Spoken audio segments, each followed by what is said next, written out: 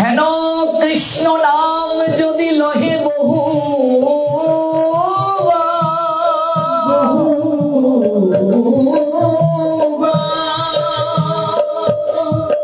বহুবার যদি সেই কৃষ্ণ নাম নেয় এরপর যদি হৃদয় দ্রবীভূত না হয়, নয়নে প্রেমাশ্রু না ঝরে, তবে জানবে সেই নামে রয়েছে অপরাধ প্রচুর।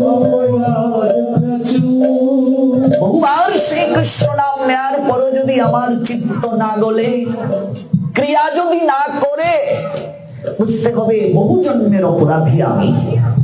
কি বললেন কবিরাজ গোস্বামী পাদ? কৃষ্ণ নাম যদি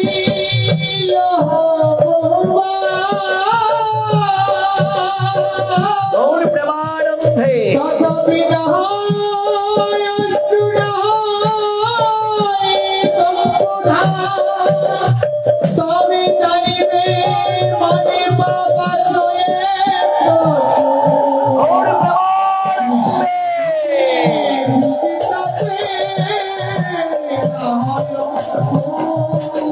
তাহলে আমার করণীয় কি? শুনতে থাকো। গৌরাঙ্গের শিক্ষা নাম নামকারী বহুদা নিজ সর্বশক্তি সত্রার্পিতা নিয়মিত স্মরণেন কাল এতাদৃশী তব কৃপা ভগবান মম অপি দুর্দৈব ঈদৃশ ইহ অজনীন অনুরাগ। একমাত্র এই চিত্তকে সুদন করার জন্য কৃষ্ণ নাম, এটি একমাত্র উপায়। এর মাঝে ভগবান তার সকল শক্তিকে অর্পণ করে দিয়েছেন।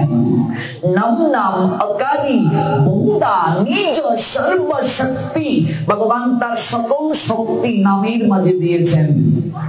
সত্রার পিতা নিয়মিত স্মরণেন কালো, তুমি নিয়মিত শ্রবণ করো, নিয়মিত প্রতিদিন হরিনাম করতে বসলাম, গুরুদেবের আহ্নিক দিয়েছেন মন্ত্র, আহ্নিক করতে বসলাম, দেখবেন যত কুচিন্তা কুভাবনা মাথায় এসে তখন উদয় হয়। হয়তো বাবা আপনাদের হয় কিনা জানি না, হয় একটু সন্ধ্যা করতে বসলে দেখবে যত কুচিন্তা কুভাবনা, সারাদিন কি করলাম, এগুলো মাথায় এসে উদয় হচ্ছে। কেন? কারণটা কি? তার কারণ হলো আমি 24 ঘন্টার মাঝে কোন চিন্তাটা বেশি করেছি? ঈশ্বরের চিন্তা না বিষয়ের চিন্তা? যে চিন্তার আধিক্যতা বেশি হবে, নিক্তিতে যেদিকে বিষয়ের চিন্তা ভারী, অজনটা বেশি, নিক্তির সেই দিকটাই তো ভারী হবে। আমার চিন্তাটা তো বিষয়। তাহলে আমার করণীয় ভয় পাওয়ার কিছু নেই, অভ্যাস যুগ অবলম্বন করতে হবে। পুকুরের নিচে দেখবে কাদামাটি আছে, উপরে স্বচ্ছ জল। কেউ একটা ঢিল দিল পুকুরের জলে, উপর থেকে কাদামাটিটা নিচে যে তলানি রূপে আছে, এটা উপরের দিকে উঠে আসবে কি আসবে না? ঢিল যখন আমরা ভেতরে দিচ্ছি, ভজনের ঢিল যখন দিচ্ছি, লক্ষ জন্মের যে ময়লা, ওই ময়লাগুলো বারবার উঠে আসছে। অর্থাৎ আপনার কাছ থেকে দীক্ষা প্রাপ্তির পর আমি যখন ভজন করতে বসি, আমার আরো কুচিন্তা কুভাবনা আগের থেকে বেশি বেড়ে গেছে, মাথায় এসে গ্রাস করছে। বিজয় কৃষ্ণ গোস্বামী হেসে এসে বলছেন, তুমি যে জঙ্গলের পাশ দিয়ে প্রতিদিন আমার সঙ্গে দেখা করতে আসো, কি দেখো?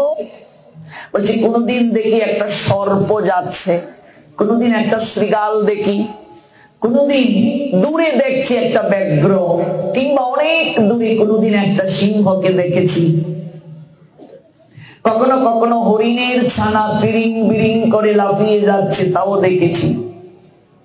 এবার বিজয় কৃষ্ণ গোস্বামী বলছেন, যদি ওই বনের মাঝে আগুন লেগে যায় তখন কি দেখবে? বলছে যত পশু পাখি ওই বনের মাঝে রয়েছে ওরা দৌড়াদৌড়ি করতে শুরু করবে।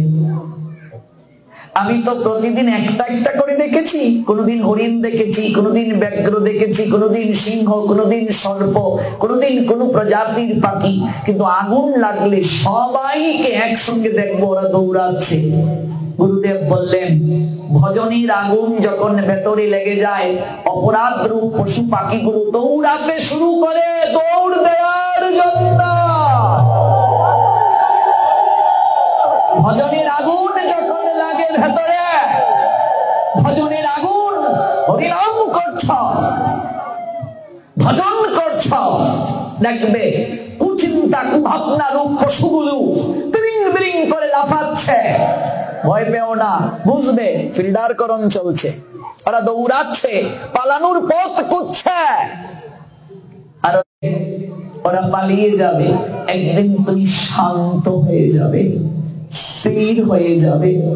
চেত দর্পণ মার্জনম ভব মহাদাবাগ্নি নির্বাপনম। গৌর হরি বললেন ওই ভবের দাবাগ্নি যখন নিভে যাবে, চিত্ত যখন মার্জন হবে, তুমি সত্য আমরা ডুব দিতে পারলাম না,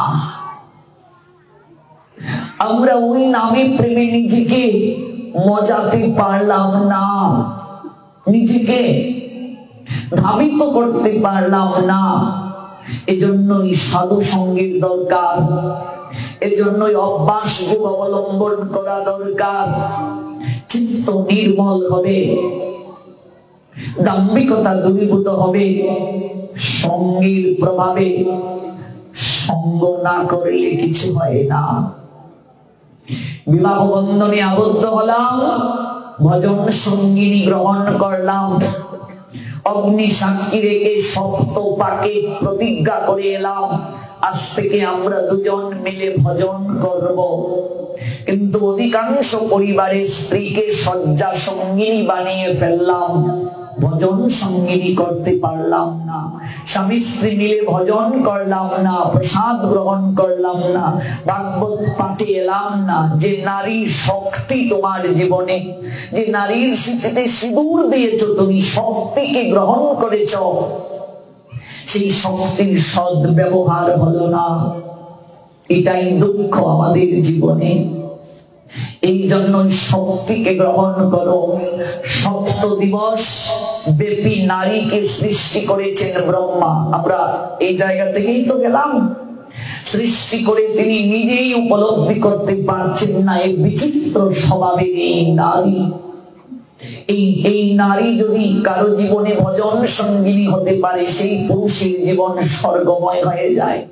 যে নারী স্বামীকে ধর্ম পালনে সহায়তা করতে পারে না, সে পত্নী হওয়ার যোগ্য নয়, সে পেতনি। ওই পেতনি ঘাড়ে উঠলে আর নামে না, নামে না গো। এই জন্য সংসার জীবনে উভয়েরই এখানে মতামতের একটা প্রাধান্য প্রয়োজন। সংসার সং মানে সাজা, সার মানে অমৃত। কৃষ্ণ নামে সাজতে পারলে অমৃত পাবে সংসারে, নইলে সংসারটা অসার। কোন সিদ্ধান্তের পূর্বেও স্ত্রীর সঙ্গে একটু বোঝা অবশ্যই শাস্ত্র আমাদেরকে বলে দিয়েছে, উচিত আমাদের। কোন প্রসঙ্গ থেকে এত দূর গেলাম আপনারা ভুলে গেলেও আমি স্মরণ করিয়ে দেই। সুরসেন বলছেন আমি আমার স্ত্রীকে না জানিয়ে বন্ধু তোমায় কথা দিতে পারবো না, কারণ সন্তানকে পৃথিবীতে আনয়নের ক্ষেত্রে আমার স্ত্রীর অবদান আমার থেকেও বেশি, কষ্টটা আমার থেকেও তার বেশি। পিতা আনন্দিত হইয়া সাগরে দিয়ে ফেলিয়া সেই যে চলে গেল, ফিরে এলো না, আমায় ধরিয়া জটরে কত কষ্ট করে 10 মাস 10 দিন গর্ভে দিল ঠাই। স্ত্রীকে জিজ্ঞেস করলেন আমার প্রাণের বন্ধু কুন্তিভোজ আমার কাছে একটা ভিক্ষা চাইছে। ও আমাদের তো অনেক সন্তান আছে, তুমি কি বলো? সন্তান তো আমরা হারাবো না একেবারে, তাকে তো দেখতে পাবো।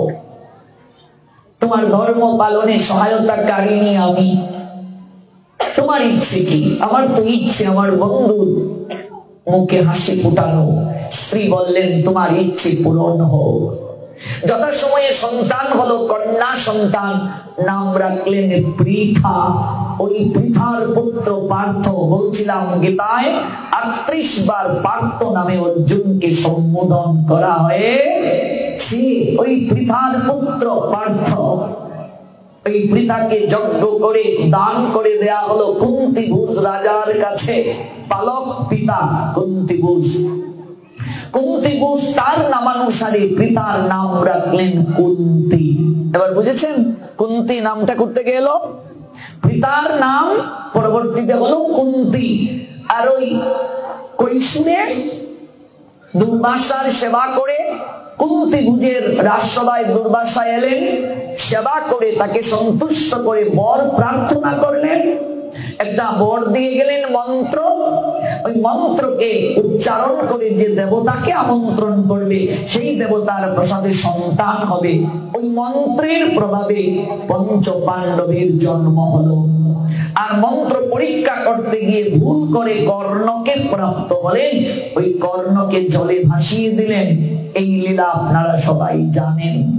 ওই পৃথার পুত্র পার্থ 38 বার গীতায় সম্বোধন করা হলো, আর কুন্তেয় 24 বার সম্বোধন করেছেন কুন্তির পুত্র কুন্তেয়। 38 বার পার্থ নামে সম্বোধন করলেন। কুটুম্বজাত সম্বন্ধ, পার্থ নামে ডাকতেই পছন্দ করেন, যেহেতু কুন্তি প্রথম জীবনে পৃথা নামে ছিলেন আর কৃষ্ণের পিসিমা কুন্তি, কিন্তু যখন সুরসেনের গৃহে ছিলেন তখন তো পৃথা নামেই তার ছিল, এই জন্য কৃষ্ণের পিসিমার নাম পৃথা, এই পৃথাই হলেন কুন্তি। ওই পার্থ নামে জগতে ভূষিত হলেন। আর কুন্তির পুত্র কুন্তেয়। কুন্তি পরবর্তীতে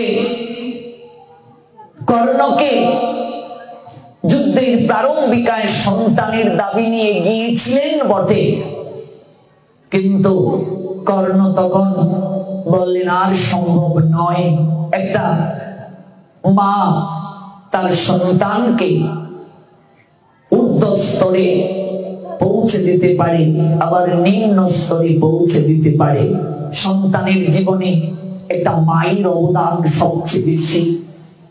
মায়ের কারণে ব্যাসদেব জগৎ গুরু হলেন, আর মায়ের কারণে কর্ণ সবার কাছে ধিক্কার পেলেন, লাঞ্ছনা পেলেন, বঞ্চনা পেলেন, গঞ্জনা পেলেন। দুর্যোধনের অহংকার, দুর্যোধনের অধর্মের পথ সকল কিছু কর্ণ জানতেন, কিন্তু তার ফিরে আসার পথ বন্ধ হয়ে গিয়েছিল। অহংকার যে চিত্তে থাকে সেই চিত্তে গোবিন্দের বাস হতে পারে না, কোনদিন সম্ভব নয়, কস্মিন কালেই সম্ভব না, সম্ভব নয়। কোথা থেকে আমরা গেলাম? ঋষি কবি রবীন্দ্রনাথের একটা কবিতা থেকে, আমার মাথা নত করে দাও হে তোমার চরণ ধুলার তলে, সকল অহংকার হে আমার ডুবাও চোখের জলে। ঋষি কবি প্রার্থনা করছেন, জগৎজীবকে জানাচ্ছেন, বুঝাচ্ছেন, উপলব্ধি করিয়ে দিচ্ছেন, প্রভুর কাছে নিবেদন জানাচ্ছেন। গীতাঞ্জলি শ্রীমদ্ ভগবত গীতাকে কেন্দ্র করে এই কাব্য রচনা হলো, যে কাব্যের দ্বারা নোবেল পুরস্কার প্রাপ্ত হলেন রবীন্দ্রনাথ। দুর্ভাগ্য সনাতনী বাঙালি জাতি, আজকে পাশ্চাত্যের লোক গীতাঞ্জলি পড়ে সমৃদ্ধ হলো, কিন্তু আমরা গীতাঞ্জলি কাব্যকে ঘরে রাখি নাই, পড়ি নাই। এটা আমাদের জন্য দুর্ভাগ্য। গীতাঞ্জলির প্রত্যেকটা কবিতা প্রার্থনা, গোবিন্দের চরণে নিবেদন। ঋষি কবি জানালেন, আমার মাথা নত করে দাও হে তোমার চরণ ধুলার তলে, সকল অহংকার হে আমার ডুবাও চোখের জলে। দেখুন এখানেও চোখের জলের কথা বলা হয়েছে। চোখের জল ব্যতীত গোবিন্দ সন্তুষ্ট হন না। আমার যত অহংকার আছে সব চোখের জলে মুছে দাও, পরিষ্কার করে দাও। আমার অভিমান, আমার অহমিকা, আমার আত্ম অভিমান ভাব সব তুমি চোখের জলে মুছে দাও। আমার যত অহংকার চোখের জলে মুছে দাও। এই জন্যই 3 বার প্রণতি দিতে হয় ভগবানকে, সকাল দুপুর সন্ধ্যায়। অহংকার যেন চিত্ত থেকে যায়। হে গোবিন্দ, কিছুই তো মানতে পারলাম না, তোমাকে দেয়া প্রতিশ্রুতি রিক্ত, শূন্য। আমি দিবার কিছু নাই তোমার নিকটে, কেবল আত্মনিবেদন ছাড়া আর কি আছে? আমার এই মস্তক যেন সর্বদা তোমার চরণে নত করতে পারি, কৃতজ্ঞতা স্বীকার করতে পারি। তোমার তোমার চরণে, তোমার চরণ ধুলার তলে যেন এই মস্তকটা থাকে। সকল অহংকার যেন চোখের জলে ধুয়ে মুছে পরিষ্কার করতে পারি। নিজেরে করিতে গৌরব দান, নিজেরে কেবলই করি অপমান, আপনারে শুধু ঘেরিয়া ঘেরিয়া ঘুরে মরি পলে পলে। দেখুন এই কবিতার লাইনটা শ্রীমান মহাপ্রভুর শিক্ষা অষ্টকমের সঙ্গে মিল আছে। তৃণাদপি শুনিছেন তরুরপি সহিষ্ণু না, ও মানি না মানদেন কীর্তনীয় সদা হরি। যার মান নেই তাকেও মান দাও, সম্মান দাও। নিজেকে প্রকাশ করতে যেও না। যথার্থ মানুষ নিজের ঢুল নিজে পেটাবে না, নিজের প্রশংসা যে নিজে করে জগতের লোক তাকে পাগল ব্যতীত আর কিছু বলে না। এই জন্য গীতায় ভগবান অনেক কথা বলতে গিয়ে বলতে পারেন নাই, এজন্যই পারেন নাই। তার কারণ হলো নিজের কথা গোবিন্দ নিজে কি করে বলবেন। এই জন্য দেখবে গীতায় সাংখ্য যুগ আছে, কর্ম যুগ আছে, জ্ঞান যুগ আছে, ভক্তি যুগ আছে, গীতায় প্রেম যুগ নাই। প্রেমের কথা তিনি যে কতটা প্রেমময় এটা তিনি বলতে পারেন নাই। এটা ভাগবতের ভক্তকে দিয়ে গোবিন্দ বলালেন, আর সেই ভক্তই হলেন সুখদেব গোস্বামী পাদ। সুখদেবকে দিয়ে গোবিন্দ বলালেন, দেখো আমি কতটা প্রেমিক পুরুষ, আমি কতটা প্রেমময়, আমি কতটা পতিত পাবন।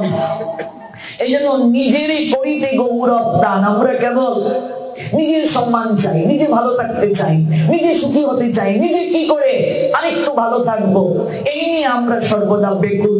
কিন্তু সাধু যে, সাধুর দায়িত্ব পরের মঙ্গল, সাধুর কার্য শুধু পরহিত তরে। কামিনী রায়ের কবিতা পড়েছেন তো? কামিনী রায়ের কবিতা কি সুন্দর। আপনারে লয়ে বিব্রত রহিতে আসে নাই কেহ অবনি পড়ে, সকলের তরে সকলে আমরা, প্রত্যেক মোরা পরের তরে। মনে রাখবে, বাংলার মতো এত চমৎকার সাবজেক্ট আর হতে পারে না। বাংলা নিয়ে তো আমরা পড়েছি, এত চমৎকার সাবজেক্ট আর কিছু হতে পারে না। এত কঠিন সাবজেক্ট আর হতে পারে না। ব্যাকরণের মতো কঠিন আর কিছু নাই। ইংরেজি তো খুব সহজ, ইংরেজিতে কথা বলা খুব সহজ, কিন্তু বাংলার মতো কঠিন কিছু হতে পারে না গো। বাংলা এত কঠিন একটা বিষয়, এত কঠিন, কি চমৎকার। দেখো, সকলের তরে সকলে আমরা, প্রত্যেক মোরা পরের তরে। গাভী কবু নাহি করে নিজ দুগ্ধ পান। গাভী কি কখনো নিজের দুগ্ধ পান করে? তরু কবু নাহি করে নিজ ফল গ্রহণ। তরু কখনো নিজের ফল গ্রহণ করে না। কাষ্ঠ দগ্ধ হয়ে করে পরে অন্ন দান। কাষ্ঠ নিজে জলে, চালকে অন্নে রূপান্তরিত করে, তাতে তার গৌরব আছে। আর আমরা আত্মকেন্দ্রিক, আমরা নিজেরা কেবল সুখী হতে চাই। আমরা আত্মকেন্দ্রিক মানুষ, জগৎ কেন্দ্রিক যে হতে পারে না সে কিসের মানুষ গো? আমরা দিন দিন মনকে ছোট করে ফেলছি। তাই মনকে বড় করো। গৌরাঙ্গের শিক্ষা, মনকে বৃহৎ করো, আকাশের মতো করো। গৌর ভক্ত যে, তার মন হবে আকাশের মতো উদার। বৃক্ষের নিচে মানুষ বসে ক্লান্তি শ্রান্তি দূর করে, রুদ্রের তাপ থেকে রক্ষা পায়, শীতলতা দান করে বৃক্ষ। আজকে জলবায়ুর যে পরিবর্তন হচ্ছে, চারিদিকে দেখবে মাত্র অগ্রহায়ণ চলছে, কিন্তু যে প্রচন্ড পরিমাণে ঠান্ডা কুয়াশা, কখনো তো এমন ছিল না। গতকাল আবহাওয়ার সংবাদ যখন শুনলাম, গবেষণায় দেখা গিয়েছে অন্যান্য বছর থেকে এই বছর 24 সালে সবচেয়ে বেশি শীত হবে, ঠান্ডা হবে। তার কারণ কি জানো? তার কারণ হলো আমরা আমাদের এই পরিবেশটাকে এত অত্যাচার করছি, আবহাওয়াবিদরা বলছেন এত দূষণ করছি, আমরা এই বায়ুকে দূষিত করে ফেলছি, যার কারণে এই আবহাওয়া ভারসাম্য রক্ষা করতে পারছে না। জলবায়ুর পরিবর্তন হয়ে যাচ্ছে। দেখবে যথাসময়ে শীত নাই, যথাসময়ে গ্রীষ্ম নাই, বর্ষা নাই। কার্তিক মাসে এই বছর এমন শিলাবৃষ্টি হয়েছে কল্পনা করতে পারবে না। নেত্রকোনা জেলার এই কলমাকান্দায় এত শিলাবৃষ্টি, ভাবা যায়, কল্পনা করা যায়? কার্তিকে কখনো শিলাবৃষ্টি হয় শুনেছ? এত কঠিন ভাবে কেন হচ্ছে এমন? জলবায়ুর পরিবর্তন, আবহাওয়ার পরিবর্তন। আমাদের শাস্ত্রে আছে প্রকৃতিকে মানুষ যখন অনেক বেশি অত্যাচার করতে শুরু করে, প্রকৃতি তখন হিসাব নেয়, তখনই সমাজে সংসারে মহামারী হয়। এই যে করোনা হয়ে গেল, কিসের কারণে? প্রকৃতির ব্যালেন্স রাখতে পারিনি আমরা। এই করোনার সময় আমরা দেখলাম যে মানুষ প্রকৃতিকে অত্যাচার করলো, সেই মানুষকে ভগবান বন্দী করলেন, আর প্রকৃতি আপন মনে খেলা করলো। দেখেছো তো কক্সবাজারে দেখলাম লাল কাঁকড়া গুলো, ওরা আপন মনে ঘুরে বেড়াচ্ছে আর বলছে এই দেখো আমাদের রাজত্ব, তোমরা আমাদের কেমন করে অত্যাচার করেছো। সমস্ত হরিণ গুলো, বন্য পশু পাখিগুলো রাস্তায় নেমে এসেছিল, ওরা আপন মনে খেলছে। ভগবান যে সৃষ্টি করেছেন সকল কিছুরই একটা প্রয়োজন আছে। কেঁচুকে ভগবান সৃষ্টি করলেন, সেটা প্রকৃতির লাঙ্গল। এক একটা পশু পাখি কীট পতঙ্গ, এই যে এত প্রজাতির ভগবান সৃষ্টি করলেন প্রকৃতিকে ব্যালেন্স রাখার জন্য, প্রত্যেকটিরই প্রয়োজন আছে। কিন্তু আমরা এই প্রকৃতির উপরে নিজের কর্তৃত্ব স্থাপন করতে গিয়ে প্রকৃতিকে আমরা অত্যাচার করছি, ভারসাম্য নষ্ট করে ফেলছি, যার কারণে মহামারী হচ্ছে। সঠিক সময়ে শীত আসছে না, গ্রীষ্ম বর্ষা হচ্ছে না। দিন থেকে দিন প্রকৃতি দেবী আমাদের প্রতি সন্তুষ্ট না হয়ে রুষ্ট হয়ে যাচ্ছেন। প্রকৃতি দেবী মাঝে মাঝে তিনি হিসাব নিচ্ছেন আমাদের কাছ থেকে। মানুষকে বন্দী করলেন এই করুণার ক্রান্তি লগ্নে, আর প্রকৃতি আপন মমত্বে খেলা করলো, নেচে উঠলো। পাখির কলতানে চারিদিক মুখরিত হলো, লতা গুল্ম সজীবতায় ভরিয়ে দিল। চারিদিক আনন্দের বাতাবরণে অনিন্দময়তার জয় গুণগান গাইল। প্রকৃতি দেবী সাজলেন, বরণের কুলাতে তাকে বরণ করা হলো। প্রদীপের আলোতে যেমন মানুষের হৃদয়ের অন্ধকার দূরীভূত হয়, প্রকৃতি দেবী আমাদের চিত্তে যে অত্যাচারের অন্ধকারের বীজ বপন করে আমরা চলছিলাম, প্রকৃতি দেবী আমাদেরকে একটু শিক্ষার আলো দিলেন, একটু জ্ঞান অঞ্জন শলাকা দিয়ে আমাদের হৃদয়ে চক্ষুটাকে উন্মিলিত করে দিলেন যে এমন করে করিও না, ভগবানের সৃষ্টিকে উপভোগ করো। এই সৃষ্টিকে উপভোগ করে নত হয়ে বলো, হে গোবিন্দ তোমার সৃষ্টি এত সুন্দর, না জানি তুমি কত সুন্দর। ঋষি কবির ভাষায় নিজেরে করিতে গৌরব দান, নিজেরে কেবলই করি অপমান, আপনারে শুধু ঘেরিয়া ঘেরিয়া ঘুরে মরি পলে পলে, সকল অহংকার হে আমার ডুবাও চোখের জলে। আমারে যেন না করি প্রচার, আমার আপন কাজে তোমার ইচ্ছা করো হে পূর্ণ প্রভু আমার জীবন মাঝে।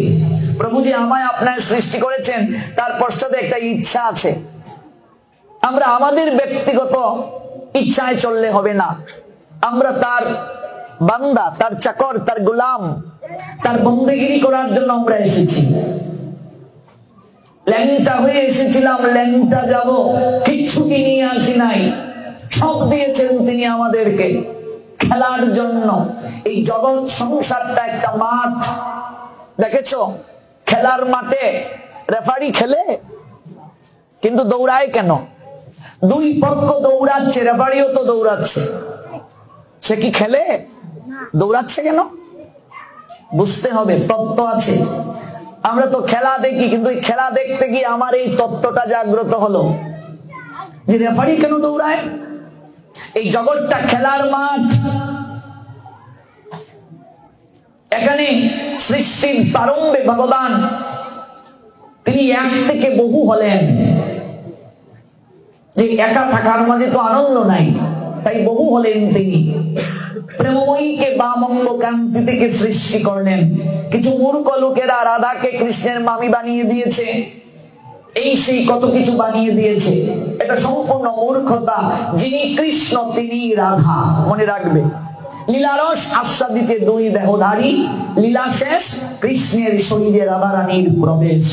রাধারানী শিক্ষক রূপে জগৎকে শিক্ষা দিলেন।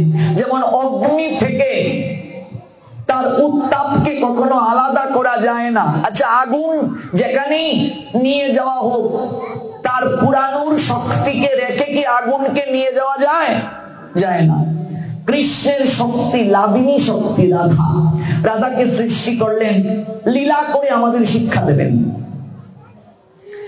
তারপর ভগবান এই জীবদেরকে সৃষ্টি করলেন, আমাদেরকে সৃষ্টি করলেন। উদ্দেশ্যটা কি? তিনি খেলবেন, খেলার মাঝে আনন্দ আছে। এবার গোবিন্দ ভাবলেন, খেলায় যদি শর্ত দেয়া হয়, আপনি মাঠে নামলেন কিন্তু আপনাকে শর্ত জুড়ে দেয়া হলো আপনি ফুটবলের মাঝে পা দিয়ে লাথি দিতে পারবেন না, তো মাঠে নেমে কিছু হবে? খেলা হবে? যদি শর্ত থাকে, শর্ত দিয়ে খেলা হয় না।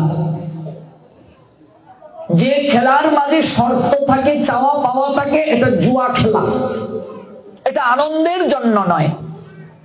যে খেলার মাঝে কন্ডিশন থাকে, যে খেলার মাঝে চাওয়া পাওয়া থাকে, এটা তো জুয়া খেলা, এটা তো আনন্দের খেলা নয়। গোবিন্দ খেলবেন বলে সৃষ্টি করলেন, তাই ভাবলেন আমি যদি জীবকে স্বাধীনতা না দেই, স্বাতন্ত্র না দেই, তাহলে তো খেলায় আনন্দ হবে না।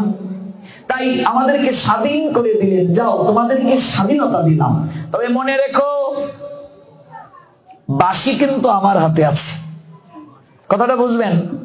দুই পক্ষকেই খেলার মাঠে নামানো হলো, তোমরা স্বাধীনভাবে খেলো, কিন্তু সেই খেলাটা তো পর্যবেক্ষণ করার জন্য একজন দরকার।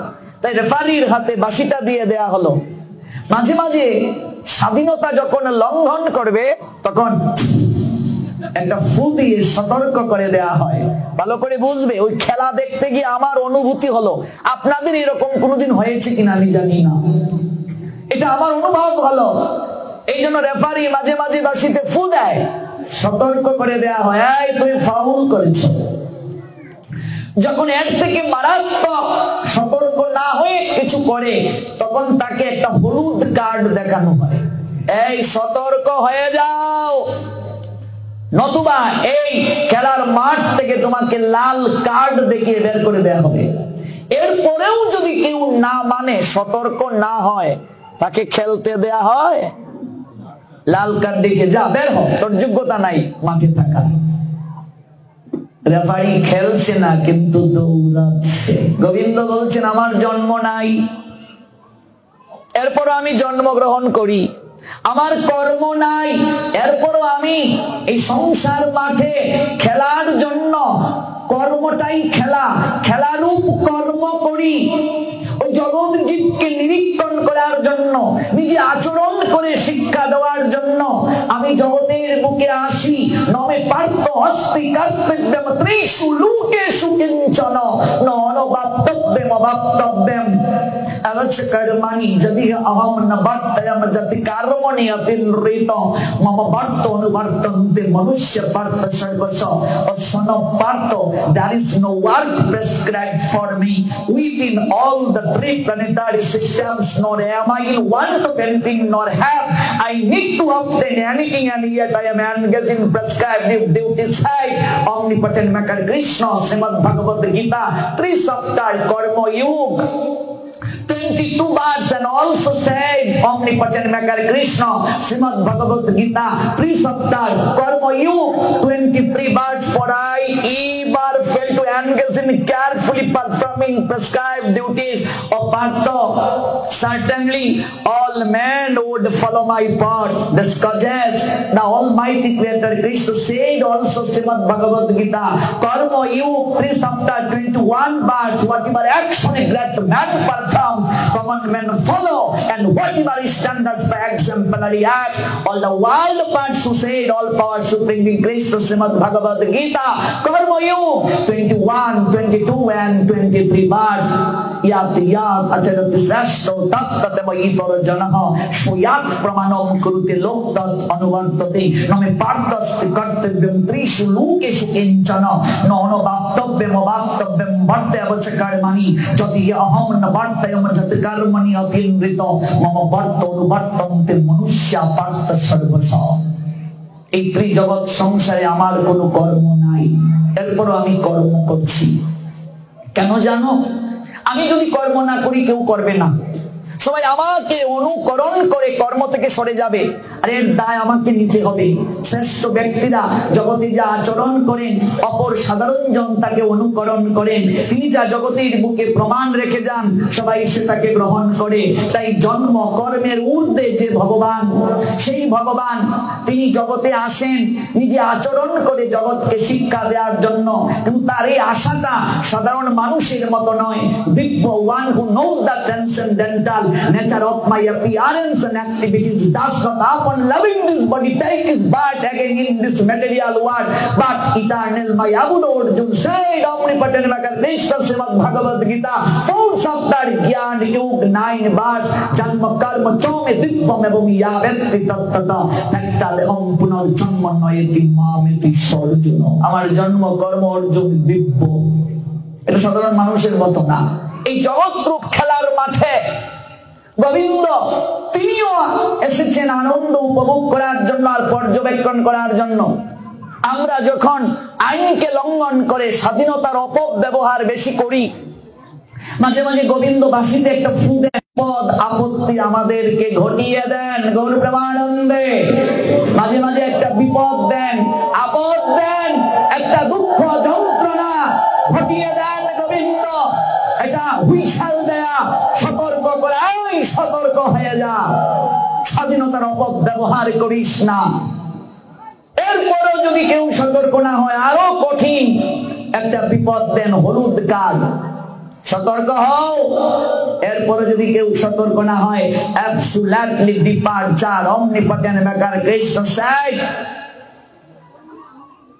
absolutely departure of faith, যা বের হয়ে যা, বের হয়ে যা,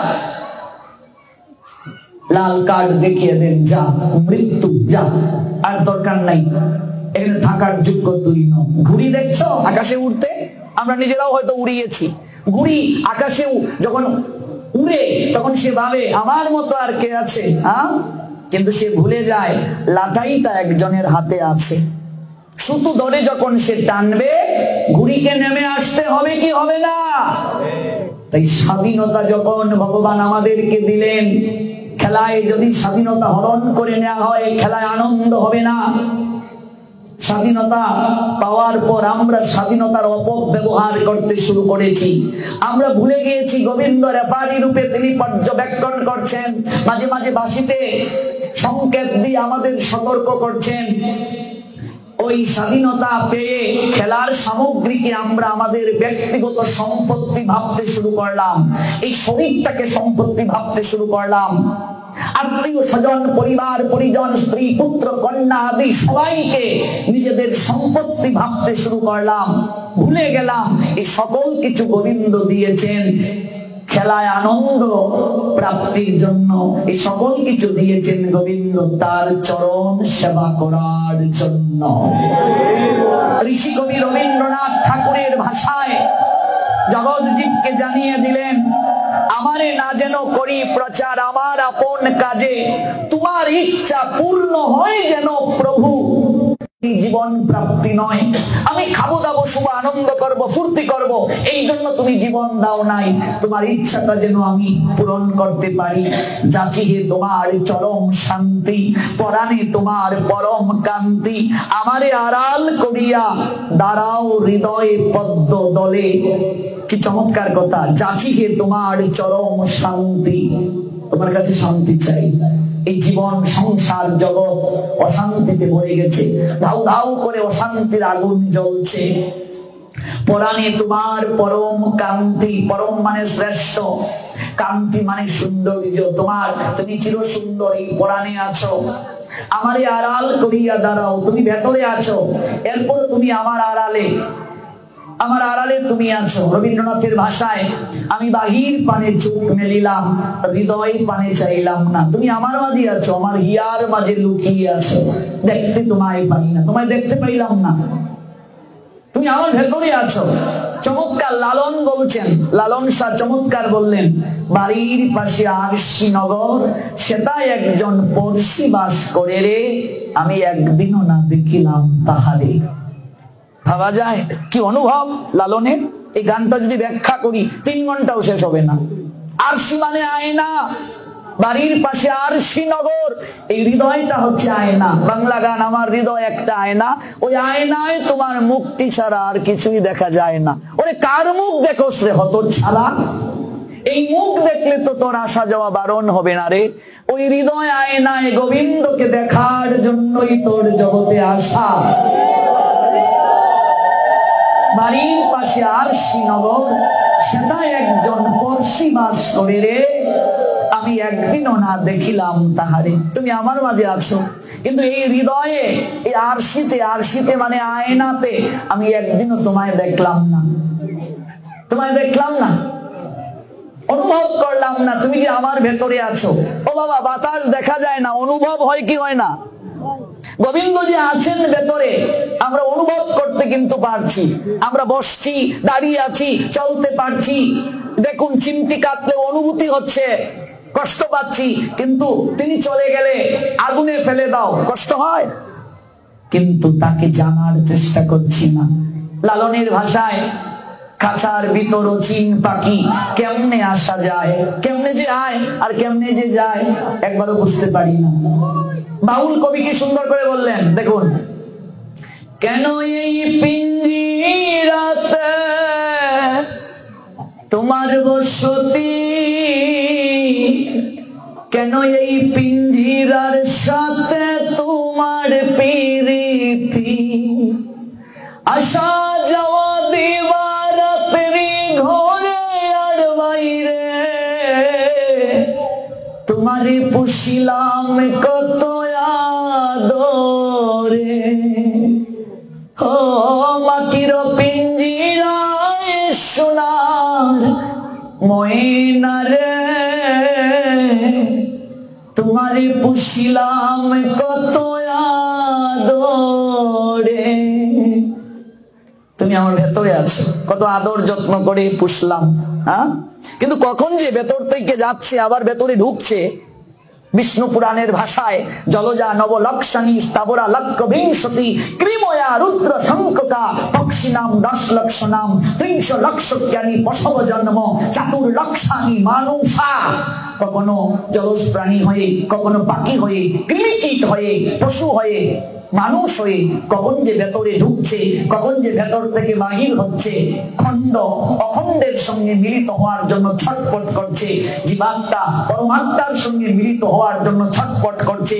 নদী, নালা, খাল, বিল, পুকুরের জলের সার্থকতা তখনই হয় যখন সমুদ্রের সঙ্গে গিয়ে মিশে। ওই ভক্ত যতদিন না ভগবানের সঙ্গে সাক্ষাৎ করবে, খণ্ড যতদিন না অখণ্ডের সঙ্গে মিলিত হবে, দুঃখ দূর হবে না। আর এই মিলনটাকেই বলে রাস কিংবা অভিশাপ। এটাই হলো রাস, ভক্তের সঙ্গে ভগবানের মিলন। যাচিহে তোমার চরম শান্তি, পরাণে তোমার পরম কান্তি, আমারে আড়াল করিয়া দাঁড়াও হৃদয়ে পদ্ম দলে, সকল অহংকার হে আমার প্রভু ডুবাও সুখের চলে। হে প্রভু, এই প্রার্থনা করি আজ বিদায় নেব। চিত্তের যত ময়লা আছে, আবর্জনা আছে, তোমার নাম গেয়ে অশ্রু দ্বারা যেন তা মুছে পরিষ্কার করতে পারি।